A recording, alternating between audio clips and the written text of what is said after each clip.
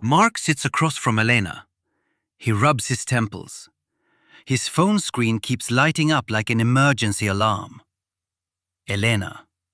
Mark, you're looking at your phone like it's a bomb about to go off. Put it down. Take a breath. I can't help it. I feel like I'm running on a treadmill that's slowly speeding up. I stayed late every night last week, cleared my inbox, joined that new AI committee, and somehow I feel less productive than before. My boss even asked yesterday if I was struggling to keep up. I'm doing more than anyone else. How am I still behind? Elena. Because you're playing the game of addition, Mark. But extraordinary results are created through subtraction. Subtraction? Elena, in this economy, if I do less, I'm fired. That, right there, is the lie of equality. You're living as if everything on your plate has equal weight. As if every email, every meeting, every request must be honored equally. But it feels like it all has to get done. The emails, the meetings, the strategy. Does it really? Or does it just feel urgent? Remember Thoreau. It is not enough to be busy. The question is, what are we busy about? Mark, you have a to-do list. It's a survival list. It keeps you afloat. But it never moves you forward. We're going to burn that list today and build something new, a success list. Okay, what's the difference between a to-do list and a success list? A to-do list is a catalogue of chaos. A success list is built from the Pareto principle, the 80-20 rule. You know it. Sure, 80% of results come from 20% of effort. Most people know it. Almost no one lives it.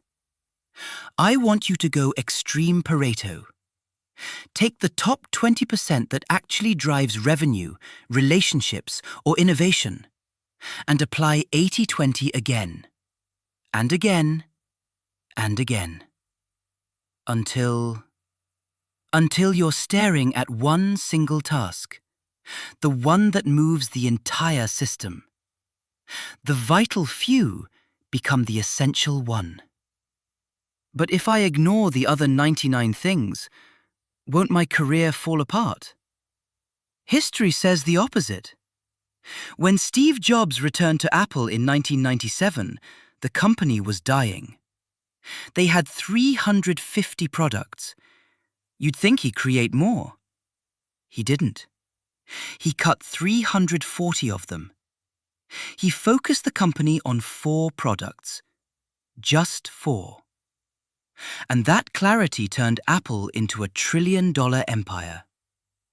So doing less saved them? No. Doing the right thing with extreme intensity saved them. When you try to do everything, you become a mile wide and an inch deep. Success demands the opposite, an inch wide and a mile deep. I get the logic, but emotionally I'm stuck. I've been working for 10 years, but the last 3 feel flat, like I'm pushing a boulder uphill every day. Because you're not using leverage. You're missing the domino effect. Imagine a line of dominoes. A very small domino can knock over another domino 50% larger than itself. In 1983, physicist Lorne Whitehead demonstrated this. Scale it up. By the 18th domino, you could knock over the Leaning Tower of Pisa. By the 23rd, the Eiffel Tower.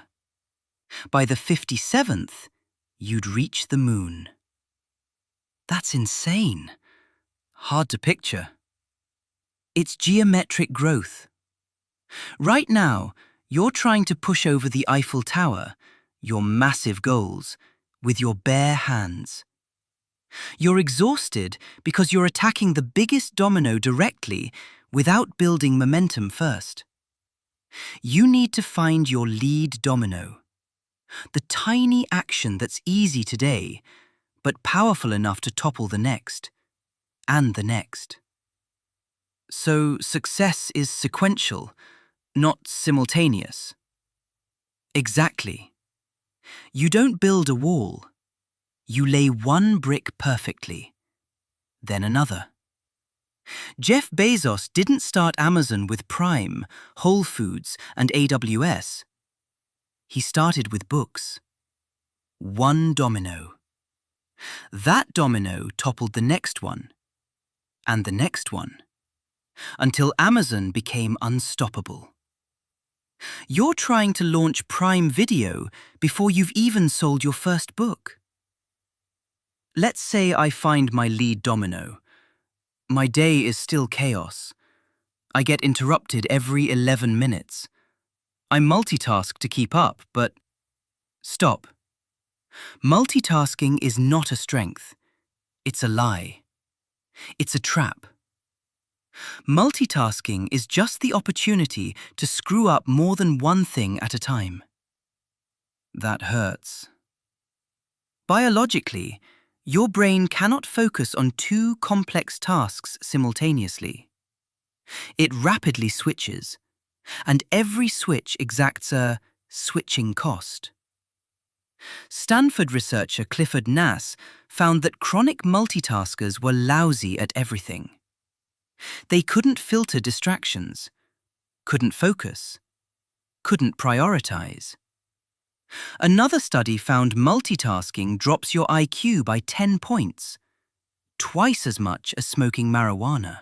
So checking Slack during a Zoom call is literally making me dumber. Yes.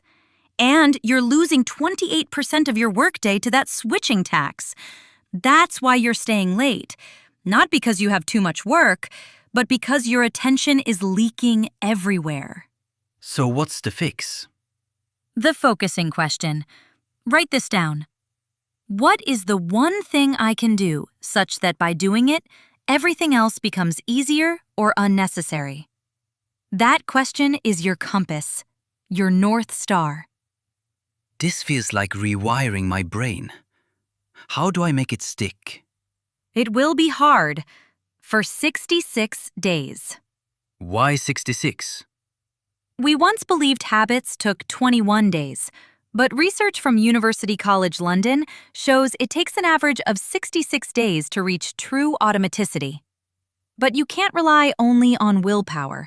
Willpower is like your phone battery, full in the morning, drained by evening.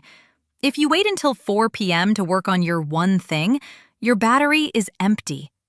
So, you need to time block. Meaning? You schedule an appointment with yourself. 4 hours, every morning, non-negotiable. 4 hours? My boss will freak out. Stephen King writes 4 hours every morning. He didn't do that because he became Stephen King. He became Stephen King because he did that. If you spend 4 focused hours on the one thing that moves your career forward, your boss won't care about instant email responses. Results speak louder than busyness. All right, here's the plan. Identify my lead domino using the focusing question. Block the first 4 hours of my day. Stick to it for 66 days. Exactly. And when chaos comes, and it will, you let it wait. Because until your one thing is done, everything else is just noise. I'm in. Good. Then let's begin.